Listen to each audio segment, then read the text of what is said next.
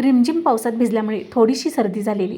सर्दी घालवण्यासाठी या ठिकाणी मी नाश्ता करायचं ठरवलं. अगदी हलका फुलका नाश्ता या ठिकाणी बनवणार आहे. त्यासाठी मूग डाळ घेतली, मसूर डाळ घेतली, तांदूळ घेतलं, 2 ते 3 वेळा स्वच्छ पाण्याने धुवून घ्यायचं आणि याच्या 3 ते 4 शिट्ट्या काढून घ्यायच्या. आता शिजवून घेतलेली डाळ चांगली घोटून घ्यायची. आता फोडणी देऊया. 1 चमचा तेल घ्यायचं, त्यामध्ये अर्धा चमचा जिरे, अर्धा चमचा मोहरी, लसूण, खोबरे, कढीपत्ता, अर्धा चमचा हळद घालून चांगले परतून घ्यायचे. थोडीशी कोथिंबीर घालायची बरं का. त्यानंतर घोटून घेतलेली डाळ घालायची आणि गरम 1.5 ग्लास पाणी घालायचं. आता चवीनुसार मीठ घालायचं, थोडीशी कोथिंबीर घालायची आणि याला चांगली उकळी आणून घ्यायची. या ठिकाणी वरण आपल्याला पातळच करायचं आहे बरं का.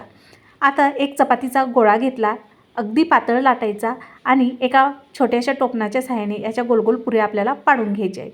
आता पुऱ्या पाडून घेतल्यानंतर उकळलेल्या वरणामध्ये आपल्याला ह्या पुऱ्या सोडायच्या आहेत आणि 4 ते 5 मिनटं चांगल्या शिजवून घ्यायच्या आहेत. मस्तपैकी गरम गरम भाताबरोबर हे वरणफळ खायला खूपच भारी लागते राव.